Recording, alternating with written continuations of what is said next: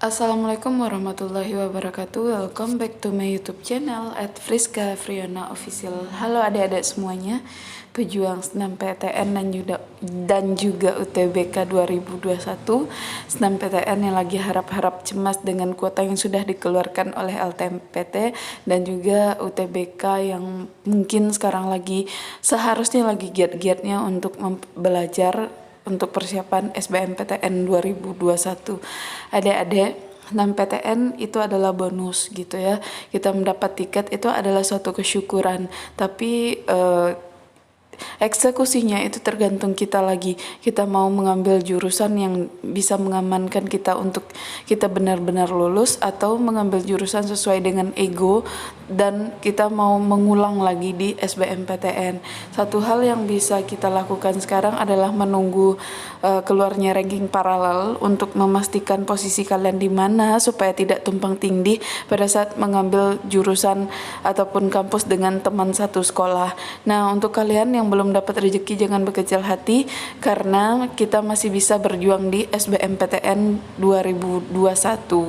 Semangat ya guys. Nah, pada kesempatan kali ini kakak mau bahas soal UTBK Asli Sejarah 2019. Di sini untuk soal nomor satunya, penyerahan kedaulatan dari Belanda kepada Indonesia dilakukan pada perjanjian A. Perjanjian Linggarjati, B. Konferensi Meja Bundar, C. Perundingan Renville, D. Rumroyen, atau E. Inter-Indonesia. Nah, perundingan Linggarjati itu wilayah Indonesia yang diakui oleh Belanda cuma terdiri dari Sumatera, Jawa, dan Madura. Pada perundingan Renville, wilayah Indonesia yang diakui oleh Belanda itu hanya sebagian Sumatera, Yogyakarta, dan Jawa Tengah. Pada perundingan Rumroyen itu lebih kepada perdamaian antara Indonesia dan Belanda, di mana Indonesia menghentikan perang Galiria dan Belanda menghentikan agresi militer serta sepakat untuk pelaksanaan KMB. Nah, di sini jawaban yang tepatnya adalah yang B, Konferensi Meja Bundar, di mana Belanda mengakui kedaulatan Indonesia pada tanggal 27 Desember 1949. Oke, sampai di sini kalian paham?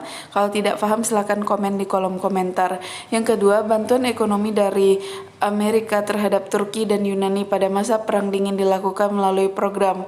Nah, Perang Dingin adalah perang ideologi antara US dan AS, ya, Uni Soviet dan Amerika Serikat setelah terjadinya PD2 atau Perang Dunia II, di mana mereka blok sekutu, di mana ada sebagai kelompok pemenang perang itu tidak mau mengakui hanya Amerika Serikat saja sebagai negara adidaya dan adik kuasa, dan Uni Soviet bersikeras juga kalau dia juga termasuk negara pemenang perang. Jadi terjadilah persaingan sengit antara AS dan US untuk membuktikan diri mereka sebagai negara yang superior dan superpower.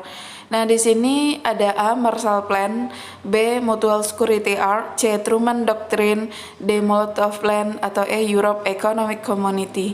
Jawabannya adalah Truman Doctrine. Kita bahas satu-satu. Marshall Plan. Marshall Plan ini adalah bantuan dari pihak Amerika Serikat terhadap perekonomian Eropa Barat pasca PD 2. Nah, yang kedua ada Mutual Security Act. Ini adalah bantuan persenjataan dari Amerika Serikat terhadap Indonesia yang menjadi salah satu penyebab jatuhnya kabinet.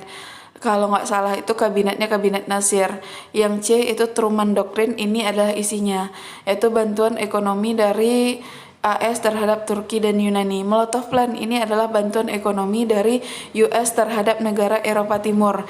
Nah, Europe Economic Community ini adalah organisasi ekonomi di Eropa. Jadi jawabannya yang C. Selanjutnya kita masuk kepada nomor 3, peristiwa dibakarnya Masjid Al-Aqsa di Yerusalem oleh Israel 1969 mendorong pembentukan A. Liga Arab, B. Organisasi Konferensi Islam, C. Federasi Arab, D. Republik Persatuan Arab, atau E. Pan-Islamisme. Nah, kalau pembakaran masjid ini adalah latar belakang munculnya B, Organisasi Konferensi Islam, di mana negara-negara Islam menyesalkan tindakan Israel terhadap pembakaran Masjid Al-Aqsa, yang dimana itu adalah salah satu tempat sucinya umat Islam. Nah, selanjutnya kita masuk kepada soal nomor 4. ya, di sini runtuhnya kerajaan Majapahit disebabkan oleh hal-hal berikut ini kecuali A. Lemahnya raja-raja pengganti Hayam Wuruk, B. Terjadinya perang para Grek, C. Serangan dari kerajaan Demak, D. Banyak daerah yang melepaskan diri, atau E. Adanya serangan dari bangsa Belanda. Kalau yang kecuali itu yang lebih tepat yang E, karena kalau kita lihat dari periodisasi sejarah Indonesia itu jauh sekali antara kerajaan Majapahit ke Belanda.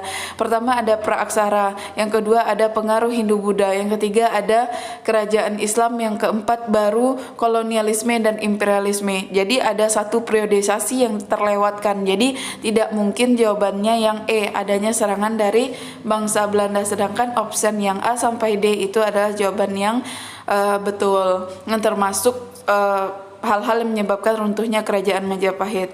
Kita lanjut soal nomor 5. Budaya Dongson yang berkembang di Asia Tenggara menghasilkan benda budaya yang terbuat dari A. Kayu, B. Tembikar, C. Batu, D. Perak, atau E. Perunggu. Nah, di sini kebudayaan Asia Tenggara itu sebenarnya ada 3 tingkatan, adik-adik. Yang pertama itu ada nanti yang kita sebut dengan Bakson Hoabin. Nah, Bakson Hoabin ini identik dengan zaman Neolitikum atau zaman batu muda, di mana di sana peralatan zaman batu itu sudah halus sih gitu, tapi yang itu masih berupa batu. Nah, di Asia Tenggara zamannya Bakson Hoabin, di Indonesia zamannya Neolitik itu identik dengan kapak lonjong dan kapak persegi. Nah, kalau di Asia Tenggara ini Dongson itu sama kita itu adalah perundagian atau zaman perunggu. Di mana kita sudah bisa menghasilkan nekara, moko, ada candrasa dan alat-alat dari perunggu lainnya. Dan ada nanti lagi zaman ketiga kita sebut Sahyun atau zaman besi. Nah, selanjutnya nomor 6. Di sini kitab Bharatayuda yang menceritakan kemenangan Pandawa dan Kurawa ditulis oleh 2 orang, yaitu A. Empu Panuluh dan Empu Sendok, B. Empu Sedah dan Empu Panuluh, C. Empu Kanwa dan Empu Prapanca, D. Empu Tantular dan Empu Kanwa, atau E. Empu Prapanca dan Empu Sedah. Nah, di sini kalau yang Empu Prapanca itu buang aja. Kenapa? Karena dia adalah pengarang kitab Negara Kertagama. Jadi E, ada C, itu buang aja. Lalu di sini kalau Empu Tantular itu pengarang kitab bukan Negara Kertagama, tapi kitab Sutasoma. Jadi juga buang yang D. Nah, Empu Sendok enggak. Jadi jawabannya itu yang B, Empu Sedah dan Empu Panuluh. Di sini selanjutnya kita lihat nomor 7 ya. Pendudukan Jepang di wilayah Indonesia dimulai dengan menguasai wilayah-wilayah strategis secara berurutan, yaitu A. Tarakan, Balikpapan, Pontianak, Samarinda, Banjarmasin, B. Balikpapan, Tarakan, Samarinda, Pontianak, Banjarmasin, C. Pontianak, Balikpapan, Samarinda, Banjarmasin, Tarakan, D. Samarinda, Pontianak, Tarakan, Banjarmasin, Balikpapan, atau E. Banjarmasin, Samarinda, Balikpapan, Tarakan, dan Pontianak. Di sini jawabannya adalah yang A. Tarakan, Balikpapan, Pontianak, Samarinda dan Banjarmasin. Kenapa? Karena Tarakan adalah tempat yang pertama kali diduduki oleh Jepang di Indonesia.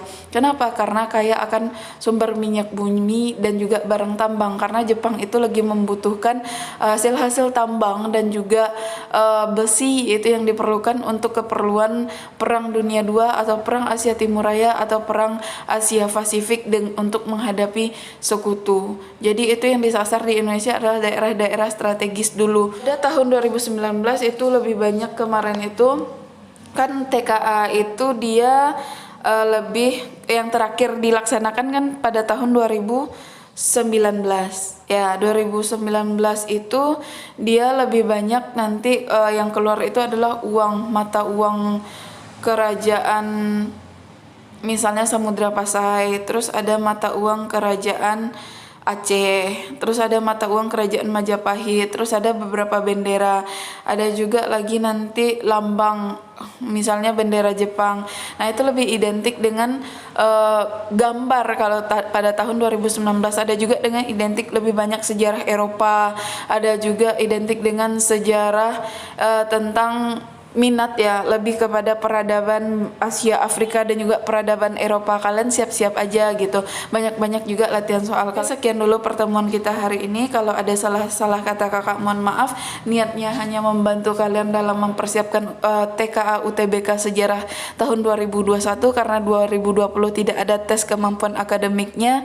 Kakak minta tolong kepada kalian untuk bantu like, komen, dan subscribe channel YouTube ini agar bisa terus berkembang sampai pelaksanaan UTBK selesai. Terus bantu support untuk share channelnya, jangan lupa bunyikan lonceng notifikasinya. Kalau tidak paham dan ingin bertanya silahkan komen di kolom komentar, insya Allah dijawab. See you the next video, dan kakak ucapkan assalamualaikum warahmatullahi wabarakatuh.